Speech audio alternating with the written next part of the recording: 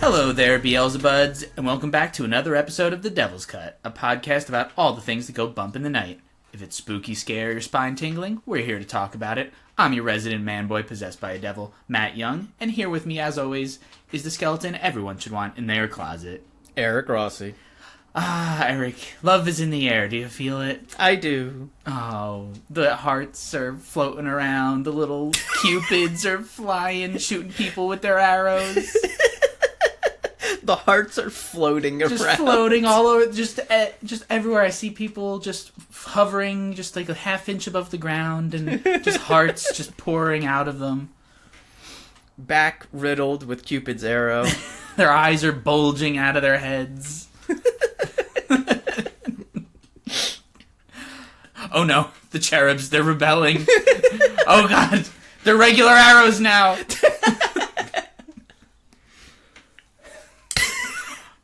I'm still in love, but ouch! Punctured. Happy Valentine's Day. Alright, yeah, so it's officially, when this episode comes out, it'll be February. It'll be deep in February. It'll be halfway through February. The most romantic month of the year. Home of St. Valentine. My mom's birthday. Happy birthday. A divisive holiday. It always, it can be the best time of the year for some, and the worst time of the year. True. I've had some bad Valentine's Days before. You know what? It tends to sting when you don't have someone to share with, and also, if you are impaled with a pickaxe, that tends to sting as well. Yeah. Yep. A pickaxe will definitely put a damper on your holiday. About as big a damper as you can get. Today we are talking, of course, hard to have a show that covers horror movies and Valentine's Day rolls around and you don't at least one time cover My Bloody Valentine. Deserves all its praise and all of its hate. Both versions, kind of like the yin and yang of one another. They really are. I think of them now after seeing them mostly back to back, and I've seen them both a few times. They are the perfect encapsulation of what Valentine's Day is like. Imagine that the movie is a couple where one of them is like, yes, Valentine's Day, I fucking brought my A game, I got a good gift, I set up a good date, executed it perfectly. And then the other person who's like, well, I knew you were going to handle it, so I just kind of got flowers. I'm along for the ride. Yeah,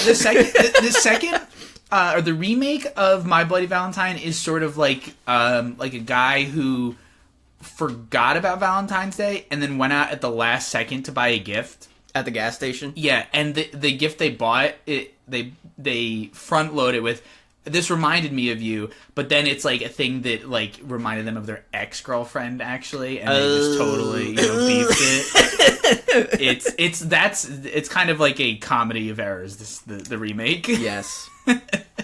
Yes, indeed.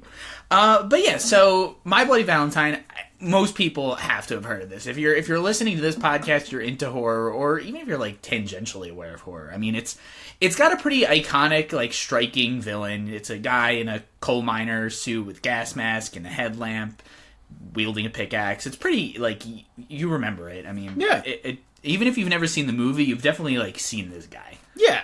And I mean, there's a band name after him. It's true, and they did actually, My Bloody Valentine, they're a British band, right? Yeah. And they actually did name themselves after the... I saw that, but I was like, maybe I'll go back and verify this, but I wasn't too sure.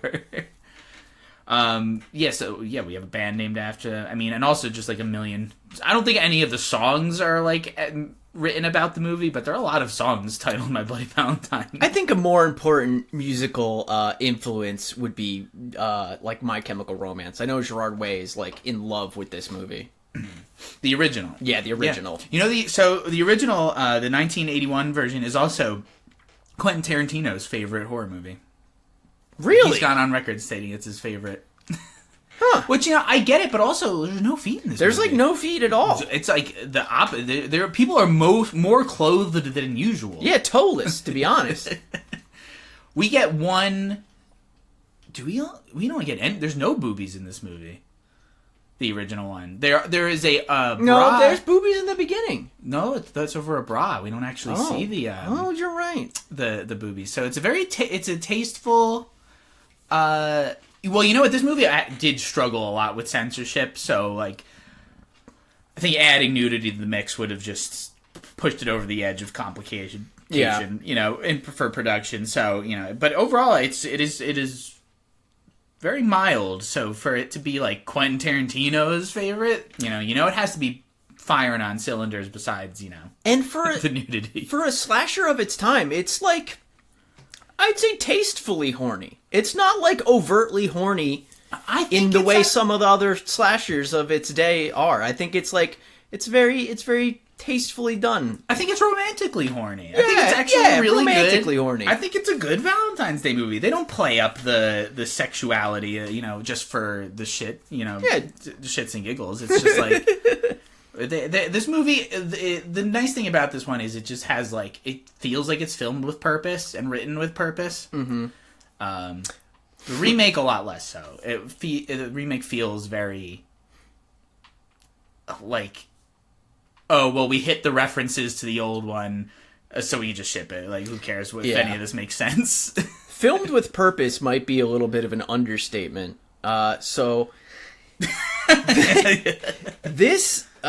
This movie is one of the final Canadian tax shelter films. Are you familiar at all with this concept? This era of filmmaking? Not like the movies that you're probably thinking of specifically. Just the concept, the idea of it, like, I'm aware of, so I kind of get what you might be getting into here, but like, I don't know actually any of the history behind this specific set of circumstances. Okay, so the tax shelter films were films that were made in Canada between 1975 and 1982. This one coming out 81, so it was like one of the last ones to really get in there. The federal government allowed investors to deduct 100% of their investment in any Canadian feature film from their taxable income. Damn. Yeah. So they were trying to lure some work away from Hollywood, and they were like, just come up here to Canada. The Canadians will foot the bill. The allowance created a tax shelter for investors, enabling them to deduct 100% of their investment certified as Canadian. So they would defer their taxes until profits were earned, and to be eligible, the films had to have at least 75 minutes long, and have a producer, and 2/3 of creative personnel had to be Canadian. So they were like, we want to bring work to Canada. We want to put these people in movies and behind the camera. We want to put paychecks in hands. Let's see. As a result, there was a major boom in the volume of Canadian features. It rocketed from 3 features and a total budget expenditure of $1.6 million in 1974 to a 66 feature film and total budget expenditure of $172 million in 1979. That's a lot of maple syrup. Yeah. It's a lot of chocolate hearts. But some of these movies were not so good. But yeah, do you have like a list of like what some of the biggest ones from this? I would say I have some of the most memorable, most notable. So we have Prom Night, which was another horror slasher starring Jamie Lee Curtis. Mm-hmm.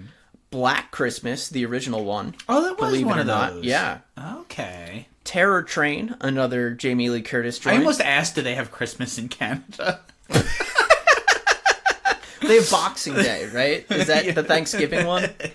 Yes, they have Christmas in Canada.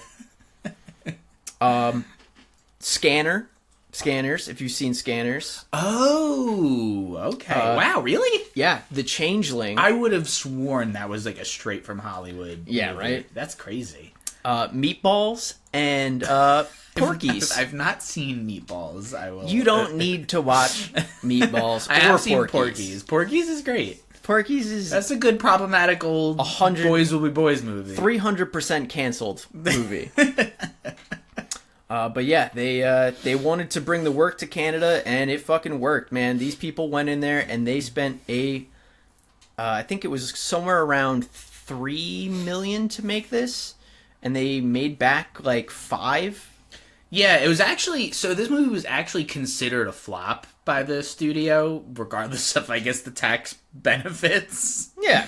It unfortunately didn't perform very well, which is, I'm going to assume, why we don't have, My Bloody Valentine Part 9, the miner back from hell, that's probably why, because it was deemed a failure. I actually have, there's a funny little anecdote I read about. So apparently this came from an interview with terrortrap.com. I'm not very familiar with the website. I don't know if it's still active, but apparently, so director George Mihalka said that the shooting location, which was filmed in Sydney Mines in Nova Scotia, it was chosen because of its rustic atmosphere and appearance. But when they decided to film there, the locals, when they found out that a movie was coming to their town, they spent the government of the town spent $50,000 to have the mine painted and cleaned, which completely ruined the atmosphere that they decided to come film there for. So, but they were already there, so they had to spend. So the filmmakers had to spend $75,000 of the budget to dirty up the coal mine. What an insane thing to do! It's like, oh fuck, they're gonna see our coal mine. They're gonna see the coal mine. That's like such a fucking. Make sure the coal mine's clean. That's like such a mom thing to do. It's like, oh fuck, their company's coming. The entire world's gonna see our mine. Make sure our fucking mine has been scrubbed clean. Yeah, like your parents have you like clean your closet before because company's coming, and you're like, who's going to my closet? Who's coming in here to look at this? And also, it's a closet. Everyone expects it to be full of shit. I was like, that's absolutely insane. To spend that money to clean your coal mine so it looks presentable. It's a coal mine. I'll tell you what, though, for a coal mine that were already there. Yeah, they already scouted it. For a coal mine to have been gussied up and then re-shittied up, it looks amazing. The location's perfect. That's what $75,000 of soot will get you. It'll dirty it up real fast. You just gotta spend the money. Man, imagine... It cost more to dirty the place than it did to clean the place. That's crazy. Nuts. But yeah, so I thought that was like absolutely wild. But you want to? So we're gonna cover the first movie, the original, the 1981 version. Yep. Then we're gonna talk about the remake because in 2009 there was a remake. Apparently, there was the original writer of the first movie in 2001. Actually, like was shopping around a script that was like a direct sequel to the original.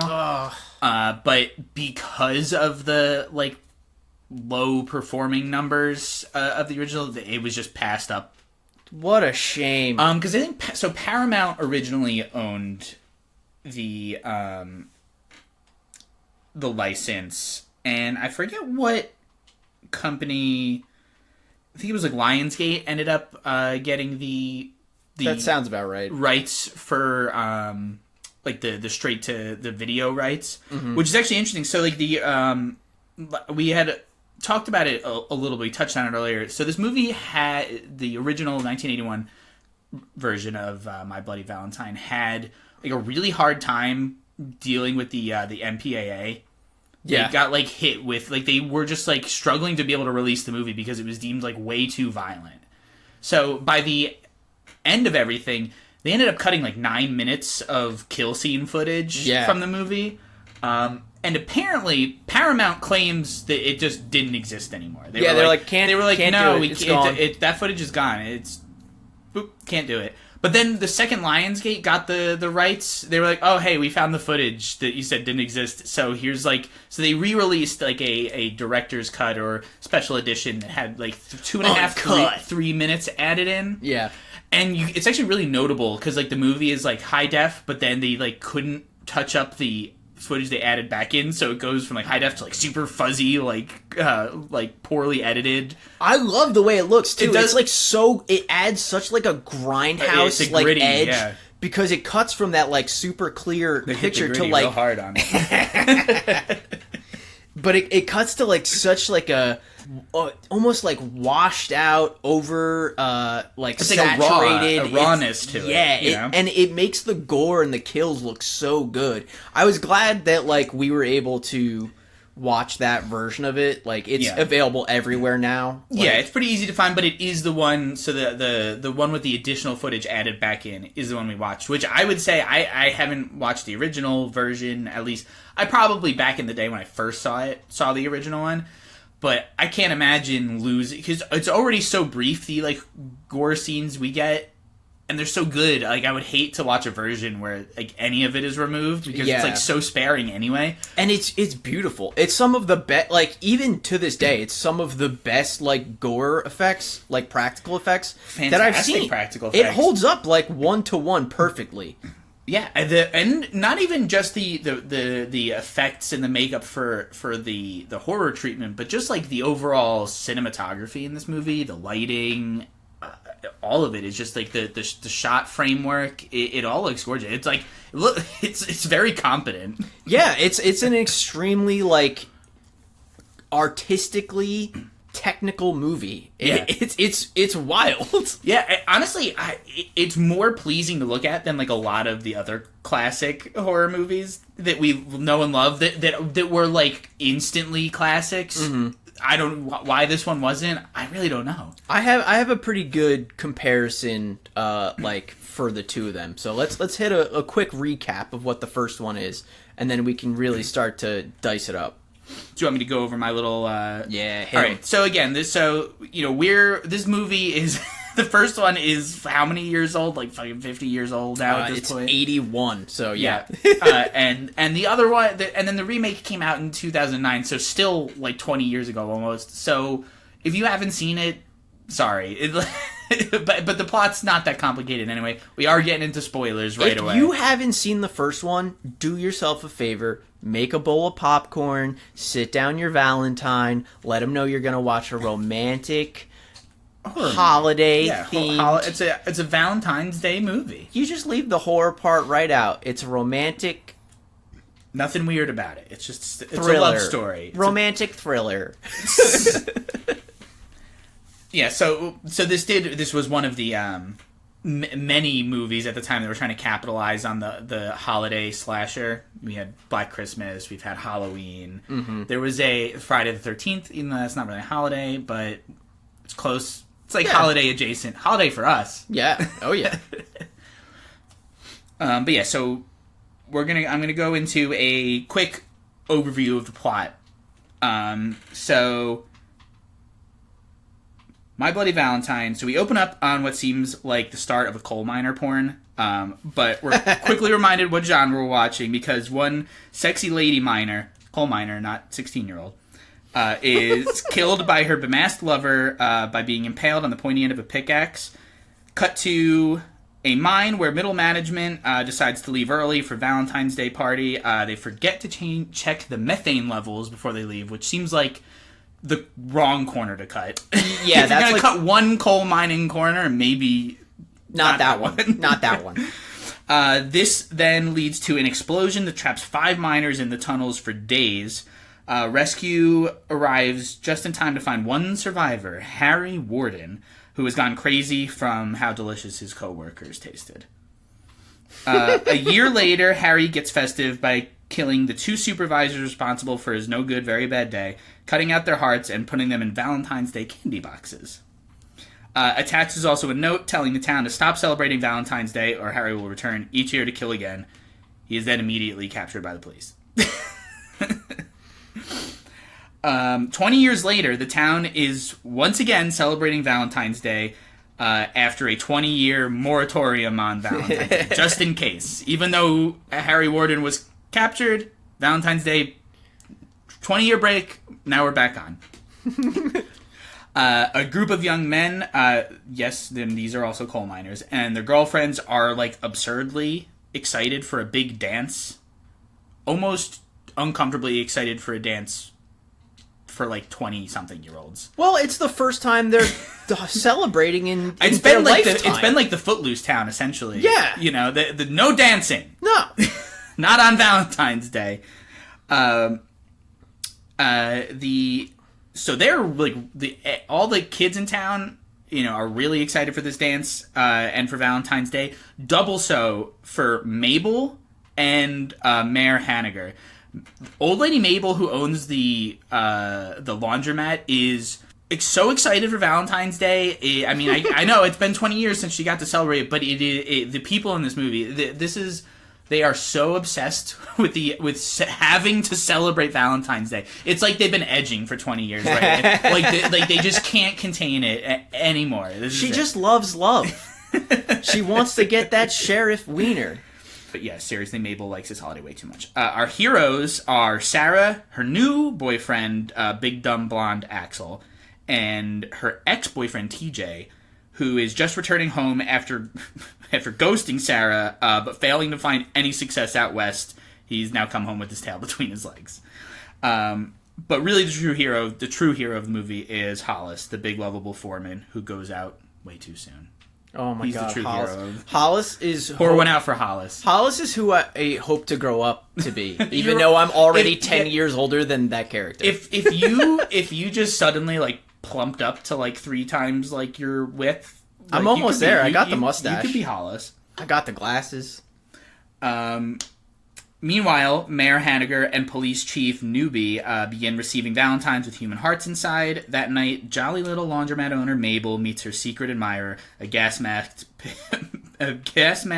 pickaxe main who kills her and ignores the maximum load sticker, leaving Mabel on tumble dry until Mayor and Newby find her overstarched corpse. They decide to cancel all things Valentine's Day as they try to solve the murders. That doesn't stop the youngsters, though, who, despite the warnings from multiple old people in town, decide that there's enough of a difference between a dance and a party that they throw a Valentine's Day party in the mine, you know, where the killer's origin story started. Perfect location. From here, Harry Warden goes pickaxey and axes Old Man Happy, boils Dave in hot dog flavored water, turns Sylvia into a water installation, makes sure Hollis gets nailed one last time, hangs Howard, checks to see if Patty has the guts, and turns Mike and Harriet into a lover kebab, and generally makes sure the whole cast does its best to mimic a Scooby-Doo chase sequence. Nail on the head. Literally.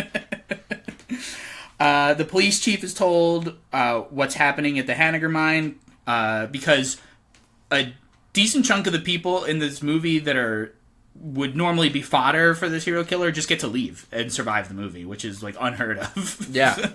Spared. They just go, oh, we're smart and getting out of here. Everybody else is stuck in a mine. So yeah, the police chief is told what's happening at the Hanniger mine and calls in for backup as he races to rescue Sarah, Axel, and TJ, who, despite their love triangle doing a fair job at surviving, that is until Axel falls into an insanely deep pool of water and drowns off screen. TJ and Sarah have their final confrontation with the killer miner, engaging in a pickaxe on shovel sword fight on top of a moving mine cart.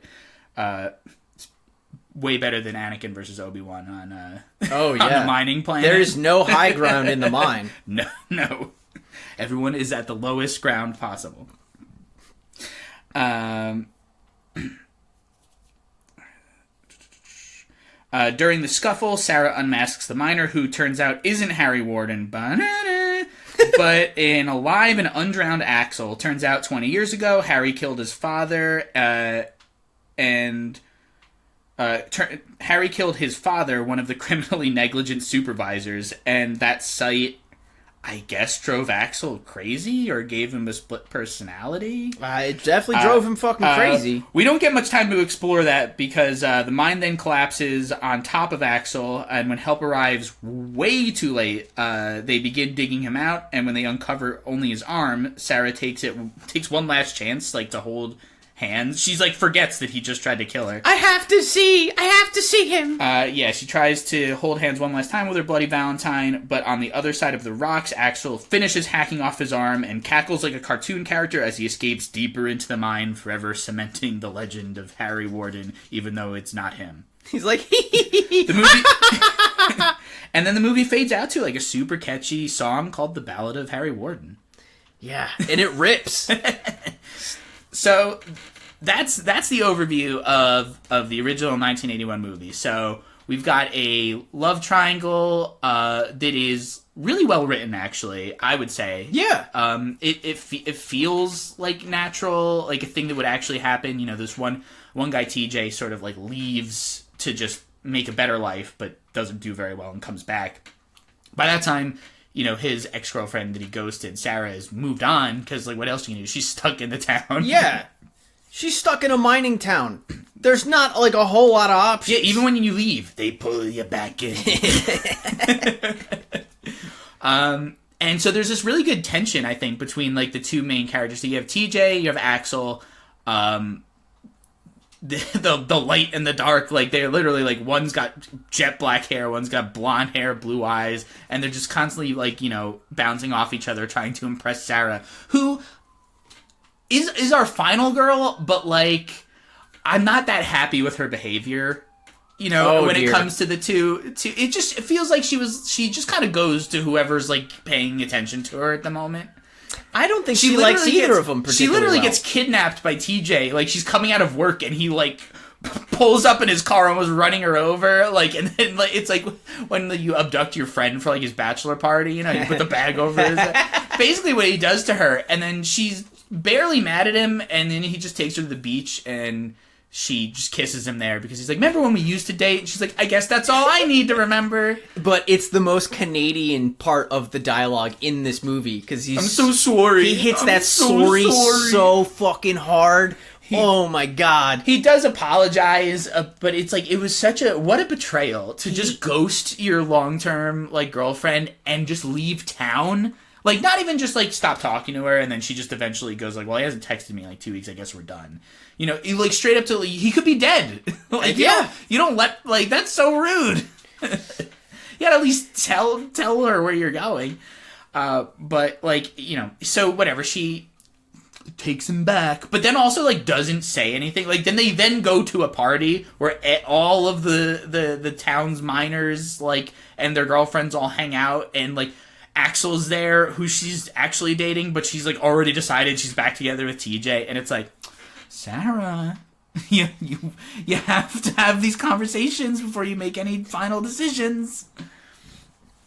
I just like, honestly, all of the people are written in a way that, like, I just don't think you really get to see in other movies of this time, especially in this genre. Like, everyone is so, like, charming but not hokey. They're, like, very towny but believable, and they just have, like, a very believable, like, charisma about all of their, like, friendships. Like, there's so much camaraderie between, like, all of the, like, young adult miners, and all of their girlfriends are pretty much, like, on board with whatever's going on. They're all just, like, they go to work, they have very homoerotic showers together, and then they go and they fucking party. It's like the shower scene from Aliens, you know? They're so...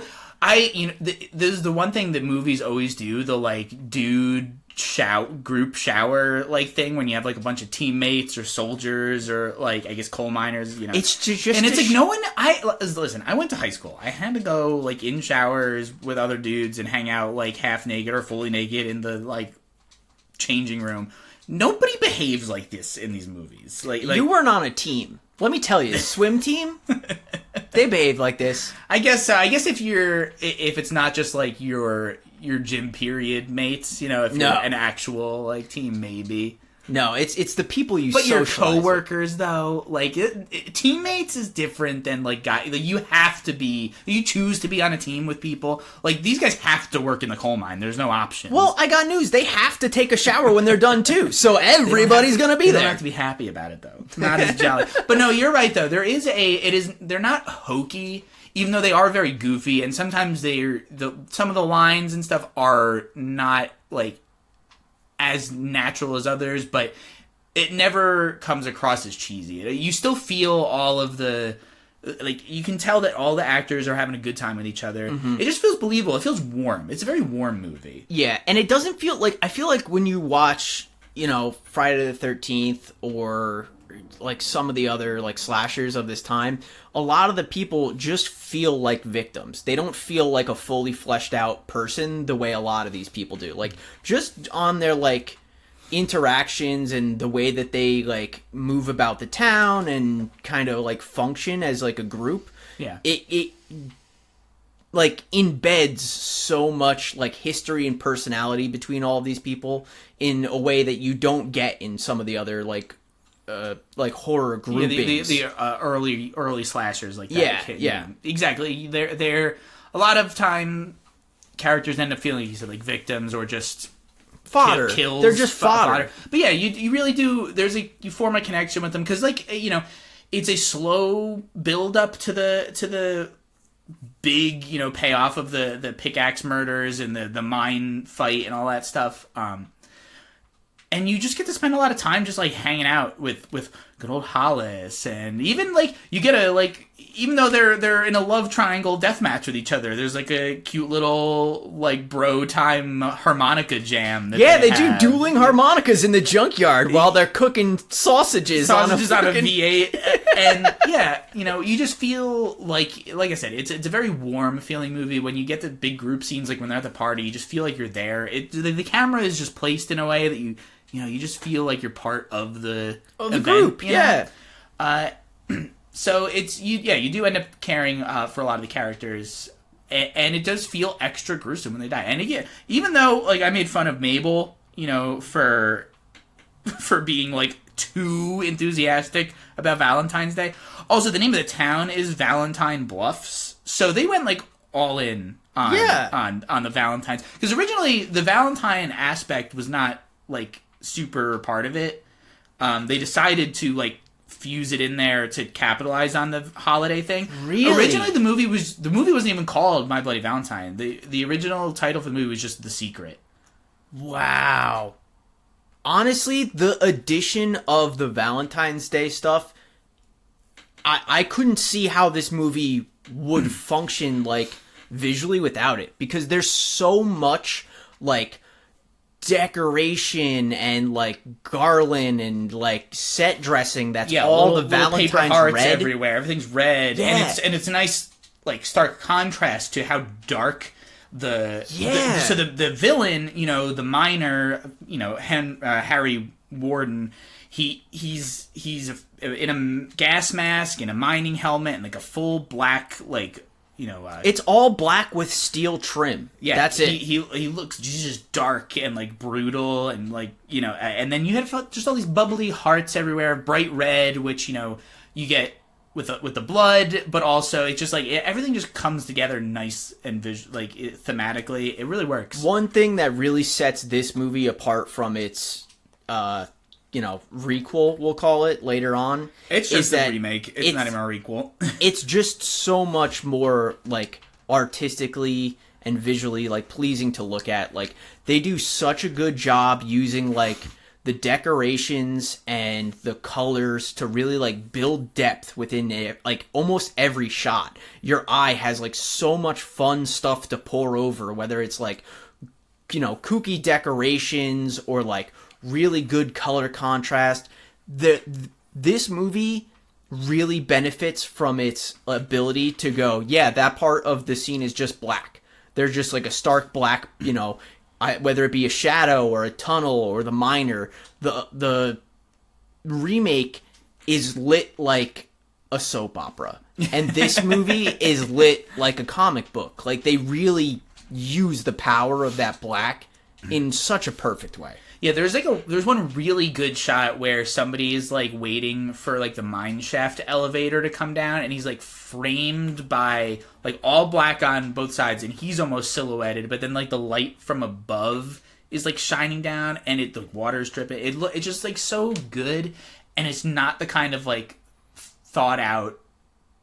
You just don't get it in not just the remake, in modern movies in general. A lot, especially like modern horror movies from like the aughts and the early teens, just don't have that thought put into it a lot of the time. You know, and you really notice it. But it's what makes the original so special. It's really cool. There's two transitions where they go from like one day to the next, where they show you different shots of the like mine and the like all of the equipment and stuff like at a distance, and all of it is perfectly black silhouetted against this gorgeous sunset, and it's just like it's just oozing with style, this movie. Yeah, and you know what, and let's not beat around the bush, you're watching a horror movie to see the kills, right? And the kills in this movie are awesome, like so good, and they hold up amazingly well. Again, you got Mabel, right? She gets pickaxe to fuck, and then Harry Warden sticks her in the dryer of one of the dryers of the laundromat she owns, and her body's discovered the next day just fucking tumbling around. It's got a big like bloody handprint on it that like nobody has noticed until like right now, and they're like, oh shit. But they open it up, and it's such a jump scare because her like body comes like the top of her torso comes flopping out, and she's all like melted and steamy, and it's just this practical, you know, like top of a corpse, you know, that looks so good. It has no business looking as real as it does. It looks amazing. Then there's like the shower death, where what did I say her name was? Fucking Sylvia. She gets like she's getting chased around she's supposed to be fucking her boyfriend, and he goes off to pee, I guess, before they fuck, and she starts getting like chased around, and all like there's all these like ropes with like weight bags like attached to them that are like getting dropped down, and like minor coats are falling, and she's like like it's actually really funny. But then she gets chased into like the shower room, and the miner like picks her up and like spikes her head on a pipe where the water would come out like through the back of her head, so that the next time you see her body, it's like hanging there and water is just spraying out of her mouth like one of those spitting fish fountains, you know? It's so brutal, and it's funny. It's telegraphed like kind of early on, where like all of the guys get out of work like almost in the first scene, right? And they go to the union hall where like the dance is gonna be, and that dude's boyfriend walks in and picks her up by her head and kisses her in like a Herculean like feat of strength. He just picks her up and smooches her. Oh yeah. And then to have her killed in the same way later on, where like Harry picks her up and spikes her on there, I was just like, oh, what a good callback. Fuck. Really good. And I mean, it just keeps going like that. I mean, every kill in the movie, I think maybe the lamest kill might be Hollis's girl, Patty. Yeah. You know, Patty's a funny character. I really like her. She just wants to get dick down, which is like, you know, good for you. Go for it. Get Hollis. Get that mustache down in there. But by the end of the movie, she is like more than useless. She's like they have to drag her around. Every time she sees a corpse, she has the same reaction. It's like, all right, you've seen like 8 tonight. You gotta calm down. Yeah, she's on a perpetual meltdown. You know, there's even a scene where they decide they're gonna climb because the power for the elevators is off conveniently, and they have to climb. They decide the only way to get out of this is to climb up the ladder that just goes straight up to the surface. And she gets about halfway up, and then is like, nope, I'm not going any further. And it's like, lady, we're already halfway up here. Like, what are you going to do? Stay in the mine? Yeah, now is not the time to decide you're done climbing. Yeah, and in fact, there's like another death in the middle of that where they're climbing, and then the one guy, Howard, he's like the comic relief. There's like a scene where he's like snorting Coca-Cola earlier, and he's like, snorting Coke. And I was like, oh my god, we've all known this guy. That joke still persists to this day. And he like gets the miner like pushes him off a ledge, and he's like attached to a rope, and he like falls, but then like the momentum keeps going and rips his body from his head, and like scares the shit out of the whole group that's climbing. And then they just decide like, well, that was too scary, let's go back down. And I'm like, you're already halfway up. Well, they can't go up. Look, the killer's up there, clearly. Well, he's down there too, because the people keep dying down there. Because they go down off the ladder, and then they walk like 10 more feet, and right as they're about to like turn a corner, the miner just goes, ha-ha, and just like pickaxes Patty right in the gut. And like, that's probably the lamest death, right? Because she just goes like, she has like this long death sigh where she's just like, Look, and he's kind of like trying to get the pickaxe out, and she's like, no.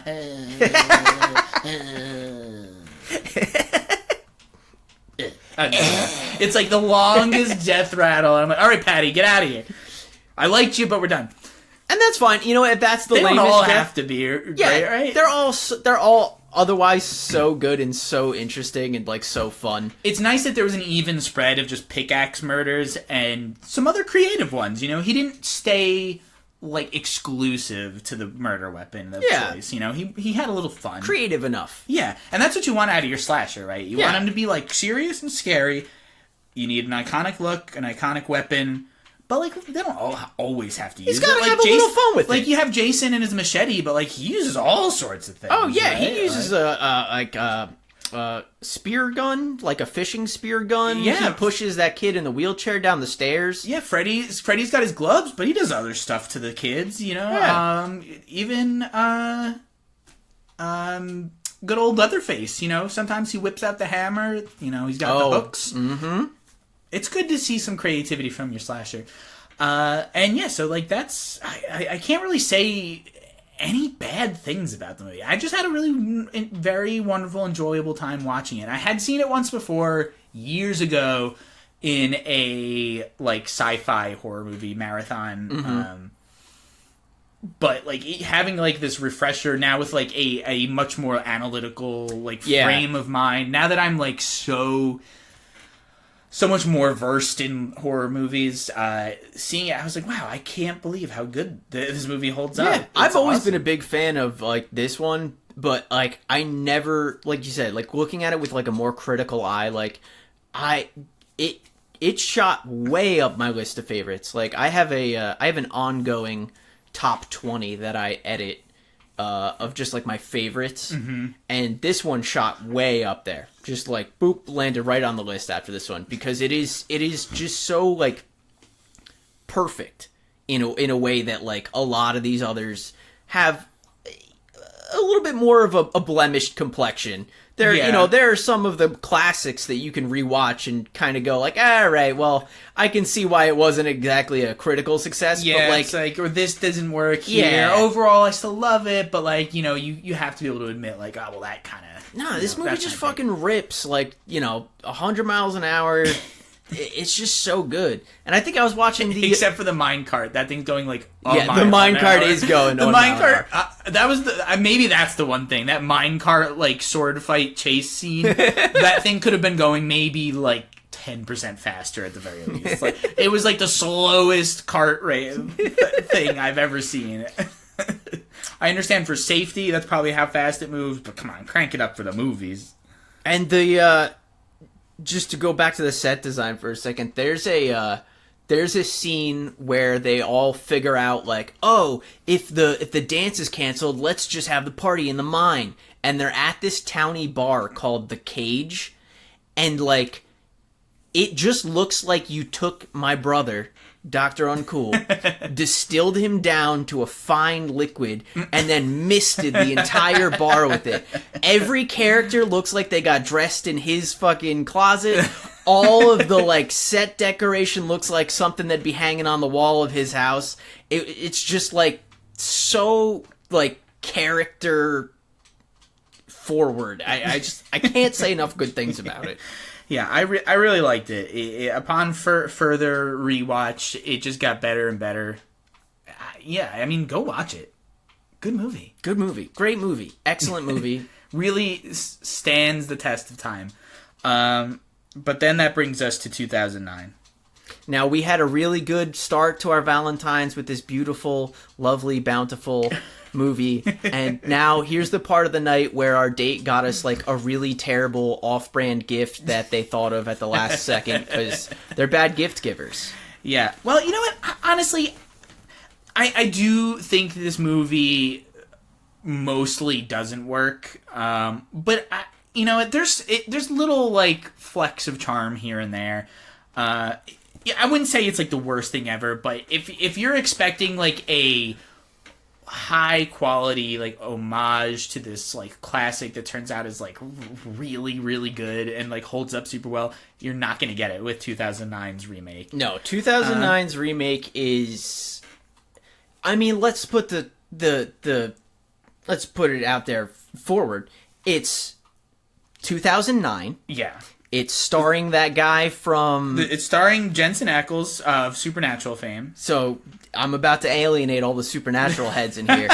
Because I think that guy is one of the worst actors ever. That guy is so bad in this role. Them's fighting words. He's bad in and this the movie's role. 3D! It's a 3D 2009 movie. So, you know... I'd say 2/3 of the shots has some goofy ass thing flying at the screen for you. Yeah, there is a lot of stuff flying at the screen. One thing I will say that it has going for it is that it was filmed in the modern 3D style. This movie came out the same year as Avatar. Get the whole no. They both came out in 2009. Are you sure? Yeah. I'm speechless. I can't, and I'm not even like a big Avatar guy. Like, I could give a fuck about the blue people, but that is a mind-blowing truth and reality that I don't know how to reconcile. Yeah. Because Avatar came out in 2009. So did this movie. Even to the Avatar haters, like, you have to admit, like, that's a feast for the eye in that movie, and this movie is like a slop of poop for the eye. Yeah, this movie's very... shit from a butt. It's crazy because it's very, like, brown and gray, but it's also blue because it's from the blue era of the blue-green era. It has both bad filters on it. Both terrible aughts filters? At different times. Yeah, so you will have to deal and contend with a just uncountable amount of shit flying at the screen to show you depth. Did you remember? It's 3D. And oh, hey, remember 3D? Which, you know what, it doesn't... It just... In retrospect, they should have thought about how that won't hold up when people... Upon rewatch, when people are just at home. There's no way they had that kind of... They were like, let's put the butts in the seats. You know what? I bet it was... I bet this movie was a lot more fun in the environment it was intended to be seen. Just once with a bunch of people, you got popcorn, you want the glasses on, shit's flying at you, haha, good time. But then you watch it 20 years later, and you're like, man, this is I wish annoying. You could have seen your face when you said, haha, good time, because it looked like you had no soul. Haha, good time. But yeah, so it's a bit rougher. So again, this new one, the remake, came out in 2009. This one, significantly higher budget. That's unfortunate. Didn't help. Estimated $15 million budget, but worldwide made $101 million. So made significantly more money than the original. Damn. Too much. That movie made too much money.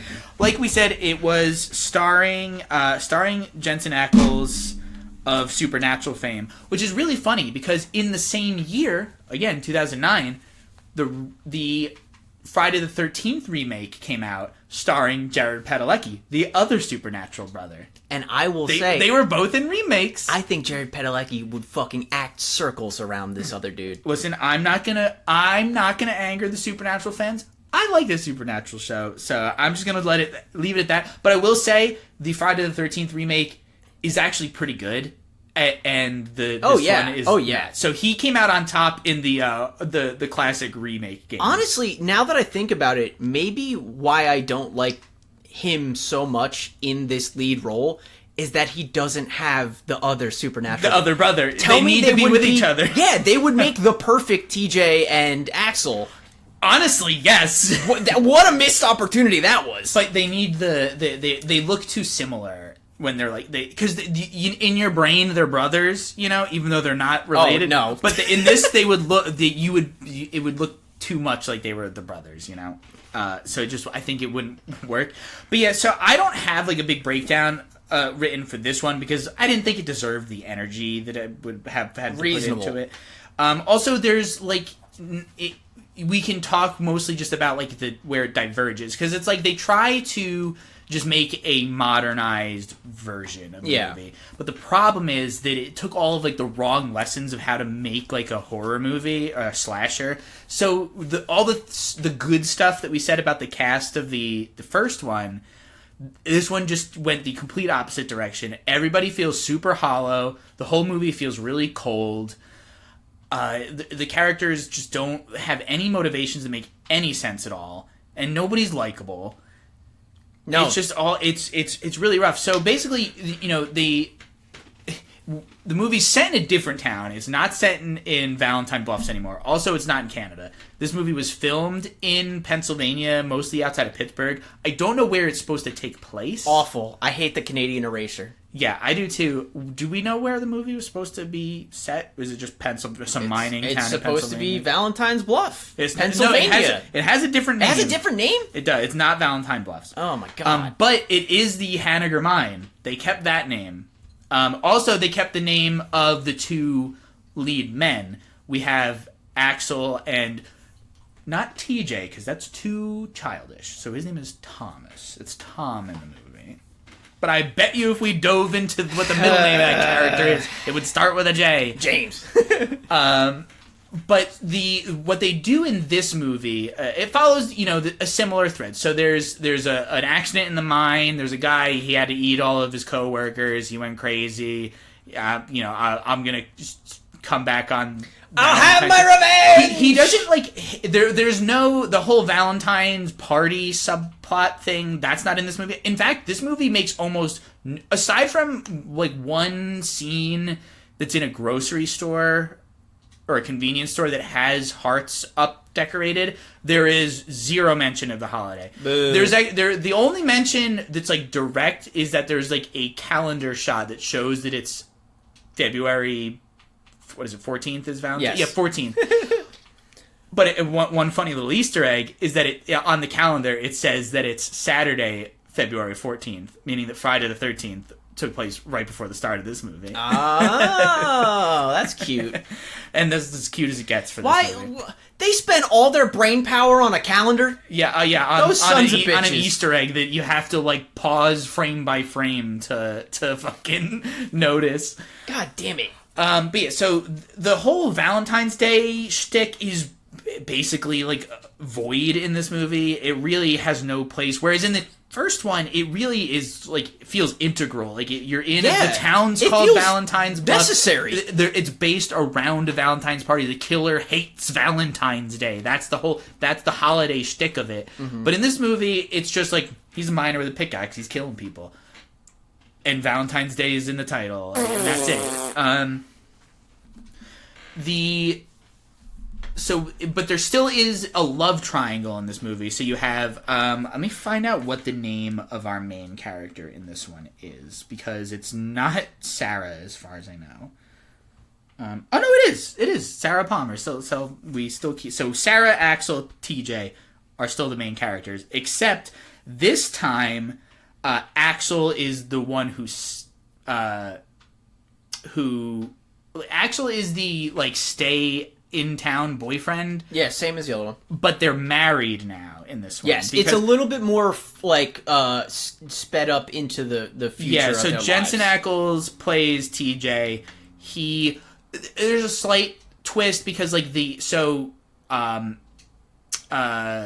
Harry Warden came back, killed a bunch of people in the mine, and was shot to death right before he killed TJ. TJ, yeah. You know, so he's like, you know, he had to leave town because he was like so traumatized by the event, and so he left. Right now, he's come back, but it's like 10 years later, and the prodigal son returns. Yes, of course, we have the prodigal son.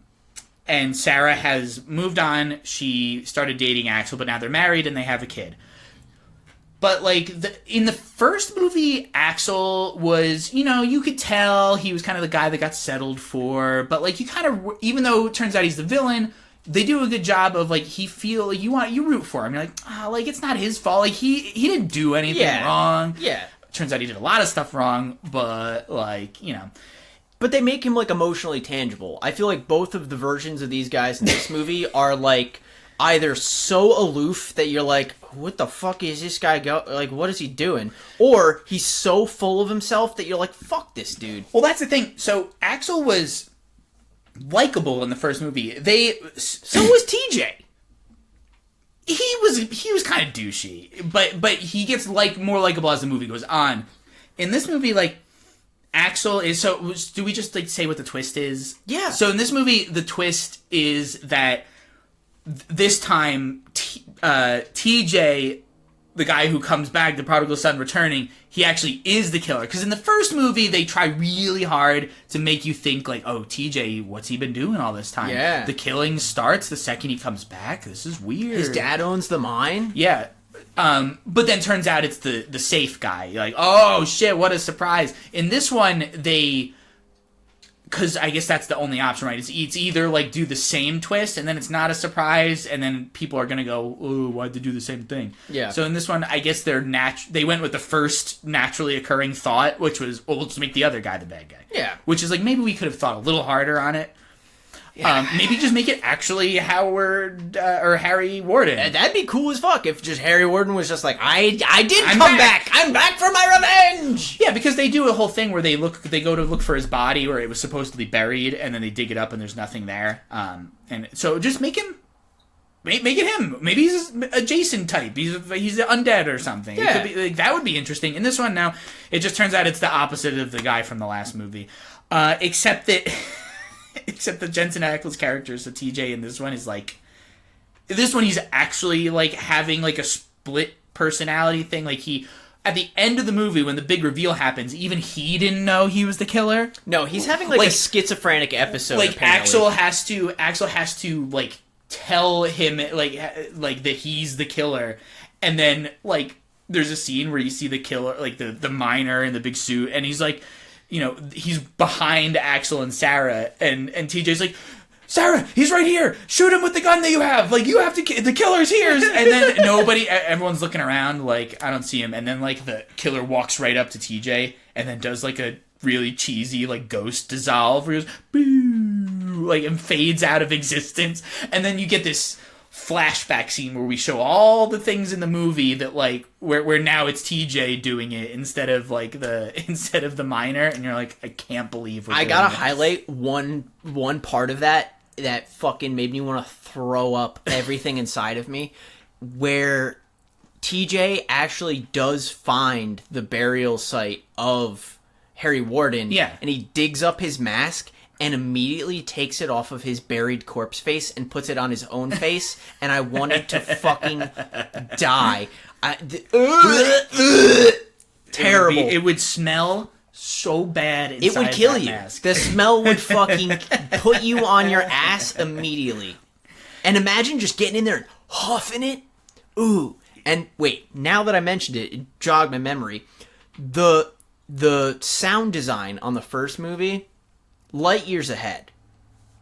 Agreed. Because you have all of these great, like, moments with the miner where, like, you can hear the heavy breathing, almost like Jason or like Michael, like, behind the mask. Yeah. And it creates, like, the labored breathing creates such, like, an added tension and a tempo to, like, each one of the kill scenes that you just don't get in the new one at all. There's, like, no thought as to, like, how they can apply it and make it part of the scene. It's just like, yeah, in the mask. It sucks. It sucks. Yeah. But again, to go back to, like, the reason why like, so many of the characters in this are unlikable is so the character that you are he's basically the main character, because in the original movie, there's no real main character. Like, I guess Sarah is, but you get a lot of time with TJ and a lot of time with Axel, and you got a lot of time with Hollis and everybody. Yeah. This one is really mostly TJ's movie. Like, it's Jensen Ackles' movie. Yeah. They paid the supernatural bucks for him for this one, and in this movie, he's the main character. Sarah's like a secondary main character, and Axel is like a tertiary character. He's important, but not really.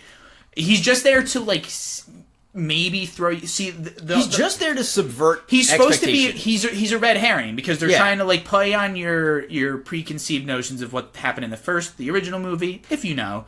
But they lean into it so hard.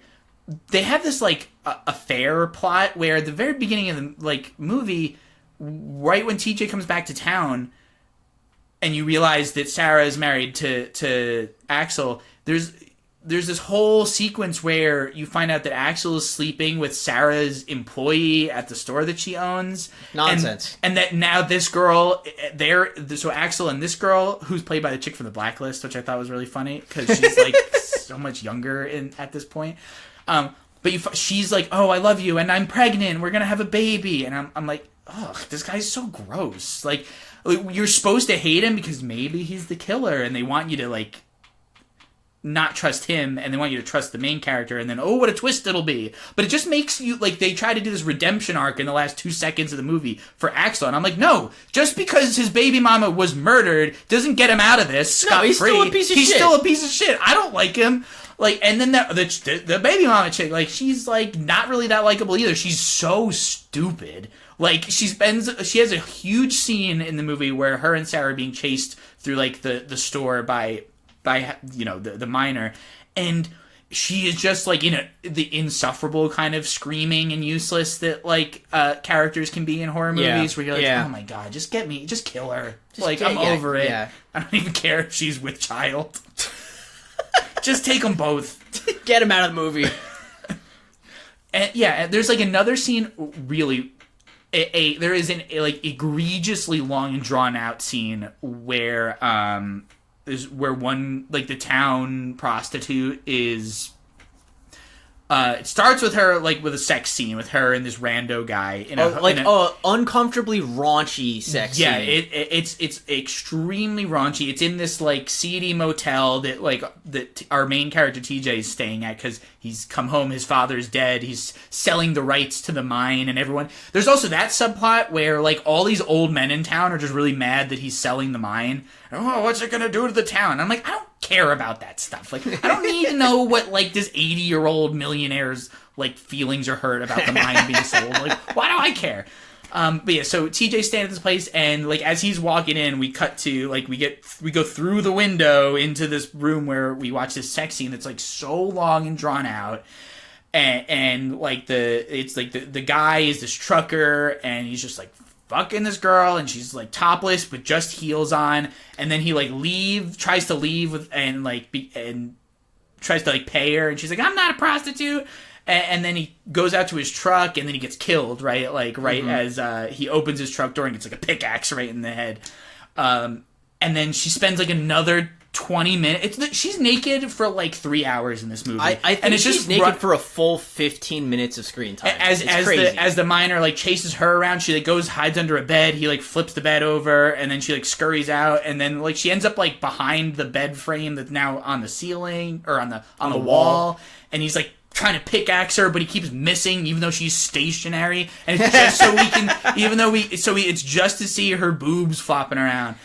And don't get us wrong, we're no fucking prudes. Yeah, we're not prudes. Listen to every other episode. We're like, boobs, woo! Yeah. This sucks. Yeah. This is not fun or cool or artsy. It was fun at first, but then the scene just kept going. And you know what the most egregious part of it all is? That scene, we agree, is completely irrelevant and not necessary. But do you know who the bald guy getting fucked in that movie is? Yep. The writer. Yep. The writer of the movie wrote in his own elaborate sex scene. This is the same man who brought us Jason X. Is the same writer from Jason X wrote this movie and wrote himself a little convenient... And Drive Angry, if you've ever seen that Nicolas Cage movie. Oh my god. He basically wrote a Ghost Rider movie And then Nicolas Cage was like, well, I'm not doing those anymore. Yeah, and he was like, well, you want to just do this and we'll just take the fire off? That's essentially what that movie is. Also, I watched an interview with him. His name is Todd Farmer. I watched an interview with him, and he was playing up... It was like a red carpet interview for like the premiere, I think. And he was playing up the 3D of this movie so hard. He's like, it's not your old 3D. It's not just red and blue lenses. He's like, this is... You are in the world of this movie. He goes, that's what's so scary about it. It's not like, oh, cheesy stuff flying at you. The killer could be in the room with you. And I'm like, dude, you are fucking going crazy. You are overselling that. You're writing a check that nobody can cash for this movie. Let me tell you, he is not. He cannot be in the room with you. That is the goofiest fucking thing I ever heard. Yeah, I was like, man, he did a good job hyping up the 3D, but it does not pay off in this movie. No. It doesn't even pay off in Avatar. Like, it's not that good. I still can't believe that's the same year. You're 100% on that? I'm telling you, it's the same year these two movies came out. But and then the 3D movies got better immediately after because this Avatar was the unveiling of Cameron's patented 3D technique. Yeah. So this movie was sort of like in between of old 3D and then the more modern stuff, which is also now stepping defunct. stone. Do movies even do that anymore? 3D? Yeah. Yeah. I feel like there was a craze where every movie was in 3D, and I always saw all the 3D movies, and then everyone stopped talking about it and stopped going to them. A lot of it's more of that real D now, where it's not as hokey. It's not as here's a thing coming for you. Well, that is the one thing I will say about this movie is they filmed this whole movie actually in 3D. They didn't do the post processing it wasn't filmed in 3D, but we're just gonna make it look weird now and stretch it out. So they had it in place, and they used all of the tools and assets to make it look as good as they could. Mm-hmm. So I'll give them an A for effort. But they didn't just do the shitty, just slap 3D on it at the last 2 seconds. I just feel like it does. I feel like 3D doesn't work in a slasher movie. I feel like the entire point of especially Harry Warden is he's a big fucking scary hulking dude, and your fear should come from that. It shouldn't come from he threw a pickaxe and now it almost hit me in the eyeball. Yeah, it's it's a little cheesy, but it does harken back to all of our favorite franchises have had their 3D they've movie, had their opportunity. So they use a lot of the tropes from those. I'll always remember when I saw Friday the 13th. It was the third one, right? It was the 3D one. Yes, or one of them was. And I'll always remember the 3D weed where there's stoners in the back of a van and they're like, "Hey man, want some?" And he holds and the joint goes up, comes through the screen, man. So they always, 3D movies always had that cheesy shtick to it. I don't think it really detracts from the kills too much in this movie. There are some good creative ones. The problem is there is a huge reliance on CG blood and CG gore. In fact, there's a cool, would have been a cool kill early on where Harry Warden takes a shovel and he gets a girl and he puts the shovel in her mouth and then rams her so that she backs up against a wooden pole and then just smashes the shovel in and cuts her head off from mouth up. Great kill. And then the head sort of slides down the shovel a little bit, but it looks so fake and bad. There's fake bad blood. The head does not look like it's on any physical surface at all. And it's a shame because apparently the makeup effect designer for this movie built from scratch a top severed head that looked really cool and would have looked way better, but instead they're like, meh. And I'm like, but the guy already did it. You paid him so much money to make this. Right, the labor's done. Just use it. Use the prop. It's gonna be better. And there's a lot of other ones. There when the writer of the movie gets spiked in the head, it's a really CGI looking head spike. It's just rough overall. But I will say, Harry himself, the miner himself, does look very large and scary. He looks big and scary. Yes, they did that well. And he does have some good kills, just none as memorable as the first one. And in fact, they do they do the laundry machine, the dryer. Yeah. Except not as good. Nope. It's not as effective. It doesn't look as real. And also, the woman who... Did you pick up on this? The woman who gets the dryer kill in this is Sarah and Axel's maid. Aren't they in like a... What? Yeah, it's their housekeeper. They just have a housekeeper, but they're all, this whole town is on the brink of collapse, financial ruin. Everybody is about to be in, but these two, this woman who works at the grocery store and the sheriff's deputy can afford a housekeeper. That's so weird. Not today, man. 2009 maybe. No. But 2009 was right after the recession, right? So, yeah. But it's Pennsylvania. No, it's not even Canada. No, it's just Pennsylvania. So it's all fucking out of whack in that movie, out of touch. They don't know what a town on financial ruin is like. And again, I feel like this is missing that like artistic polish that the first one got. Like the sound design in the first is so good when you're deep in the mines and it's dark and it's black. You hear especially because we watched it in surround sound at our place, like the sound of the emptiness of the mine, it makes my skin crawl. And it might be like an inborn like lizard brain thing, claustrophobia thing for you. There's a reason my family left West Virginia and left the mines. Yeah, it's a scary place. 2,000 feet into the earth is fucking scary. Well, you know what? I'll piggyback on that and I'll hop onto the set design. The first movie was very location light. Like there was the laundromat, there was that bar, and then there was the mine, right? And a couple transition spaces within town. But most of the movie took place. The chunk of the movie that was the most important takes place like either in this one bar or in the mine. Yeah. This movie, very little time spent in the mine. Yeah.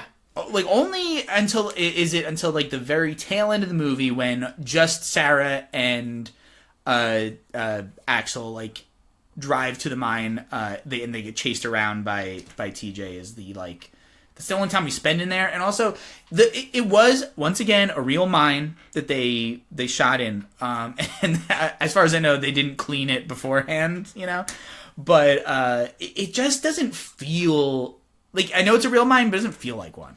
Because you know what, in the first one, we get to see how the mine functions. Right off the bat, we see all the guys finishing up for the day. They're leaving. You get to see them all ride out on the cart. And then later on, when they take the girls down into the mine, you get to see like, hey, yeah, this is where we go down the elevator. And then we take this like that cool mine little cart. break room. Yeah. With where they clearly just like dug out a hole in the wall and then put a couch and a table in it. Yeah.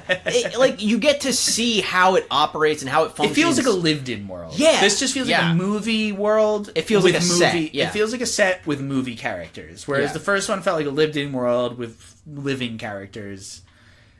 Everything just feels manufactured in this. Yeah. And there, like I said, there's some highlights, and watching interviews and listening to the cast and the crew talk about it, it does seem like they all had a really good time, and they all liked the subject matter they were working on, and they liked the original movie. I think it's just a case of like they just made it in the wrong decade. Yeah. It's just too much bad influence. If they were making it now with like this sort of like more reverence for horror movies that directors are allowed to show. Yeah. Back then it was just like, no, make us money. Schlock it up. Yeah, the studio is like, they're like, here's our input, follow it to the T, make us money. Yeah. And now, like, sometimes if you get involved with like a 824, Atomic Monster, Neon, you can kind of like, get more of the vision and appreciation for horror out on the film. Yeah. So I just think it's just bad luck. They made the movie at the wrong point in time. We could have probably gotten a more artsy, satisfying one. We still could, right? Honestly, I see... They could do it again. I see in the future, maybe, but, like, it is such, like, a weird, like, niche setting. Like, I just don't think... Unless, like, the outcry for specifically this franchise there, I just don't see them being like, yeah, let's make a movie about fossil fuels again. Like, let's make a movie about mines. Yeah, I think you will. You do run the risk if they announce like another one. You run the risk of it being like an environmental message movie, which would be no good. No good. Just let it be coal miners getting attacked by a guy with a pickaxe. I mean, like we said, like the original still holds up so good that I really just don't see. I don't see any like necessity or like outcry to be like, yes, this deserves to be remade the right way. It's like, you did it wrong the first time. We got one good one. Let's keep it there. Yeah, I just think it's just a matter of time before eventually some studio is going to be like, we need something to put on the slate for February.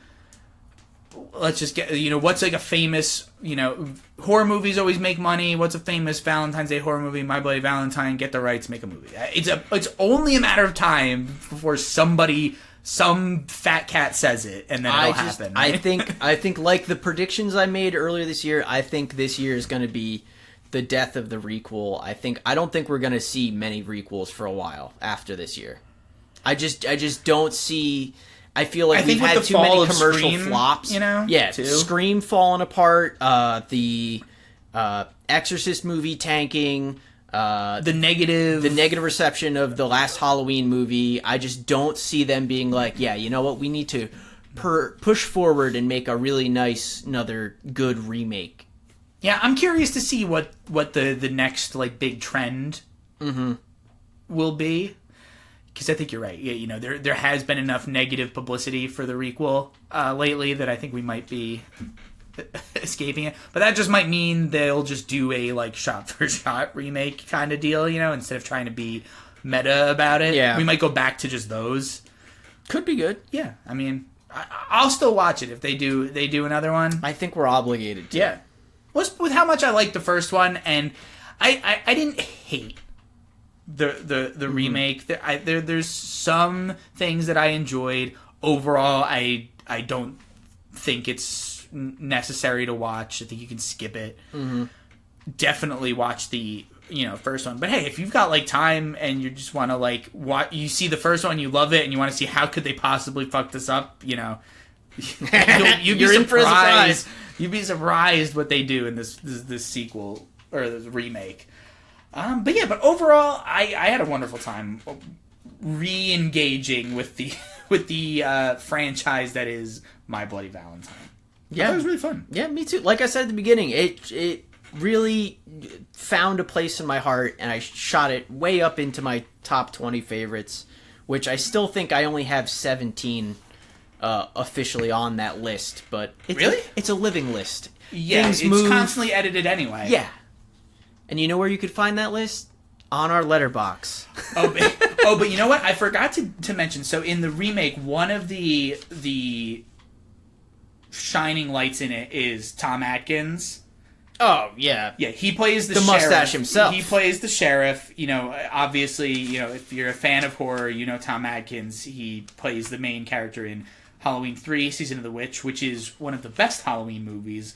Very little watched or talked about. Everyone just turned off the podcast. No, everyone just turned off the podcast. Halloween 3 rules. He also was in The Fog and Night of the Creeps. He's character extra extraordinaire. He's horror royalty. Yeah. And I also at the same red carpet interview. They were interviewing everybody. I listened to everybody talk about the movie. Tom Atkins was like the funniest one because he's like he was getting up there at the time, and he's like so sweet and cute. Like he was talking about that. I think he got asked, what his like inspirations for, if he liked horror movies. He's in so many, and he was like, oh yeah, I love horror movies. There's something about them that just really speaks to me. He's like, and you know what? I always drew inspiration from Vincent Price. He's like, I always hoped that I could have a career in horror movies like he did. He just always seemed like he enjoyed it. He was like, and then he just kind of trails off and he goes, I met him one time at a pastry shop and And then, we went outside. I said hello, and I said I loved all of his work. And then he met me outside, and he said, "No, well, I love your work." And he just like trails off about Vincent Price. Like it's like he just leaves the interview and starts telling this cute old man story about this time he met Vincent Price at a pastry shop. And you can tell the person with the mic is like, yep, all right. Okay, where's Jensen Ackles? I gotta go. Yeah, it's like, fuck, where's this supernatural kid? It was just so like, it was so charming and just like adorable. I was like, I gotta give Tom Atkins a shout out. Like it was just very funny. That was probably my highlight of my experience with the remake, was watching how sincere Tom Atkins was about being just in the fangirling movie. about Vincent Price for a few minutes on the red carpet. Yeah, he had a good time he had a good time on set of Bloody Valentine, and that's good enough for me. Yeah. True. But yeah, I think that's it for this week. I hope everyone's having a good month of romance. Hope everyone got laid. Yeah, I hope everyone got laid. I hope everybody finds love in some form. In any form. Any form you can find love, that's all that really matters. I said that. I retract that. Reasonable forms of love. I hope reasonable. We hope that you find love in any form, asterisk. And then the reasonable terms of service will be at the bottom. Normal, consensual. But you know what? You could also show us love by going to the description of the podcast episode. You can find our Discord link. Join our Discord. We update all week long news about horror movies coming out, everything about the industry, horror video games, books, comics. We talk about it all. It's a fun community. It's growing. We like to just hang out, and we don't even have to just talk about that. There's so many different things to. You can come talk to us about anything you want. Yeah, it's awesome. Also, in the description is going to be the link to our Twitch. We stream every Monday and Friday. I also throw in some daytime streams when I can here and there. We play horror video games. We play games as a group with our friends. It's like a cool just hangout time. It's a vibe, and you can come there and chat with us about horror stuff too. Yeah, we're very accessible hosts. You can come and chat with us, and if you love us, come do that. But anything else? No, I think that's it. Yeah, did I hit the Discord? You did I so hit the good. Twitch. Is there any other social thing I'm medias? forgetting? Maybe the social medias. Go find us, the Devil's Cut Pod. Instagram, Twitch, Twitter, and no Facebook because that's for old people. That's for Tom Atkins. Yeah. So look forward to our next episode. Have a good February. Creep it real, everyone.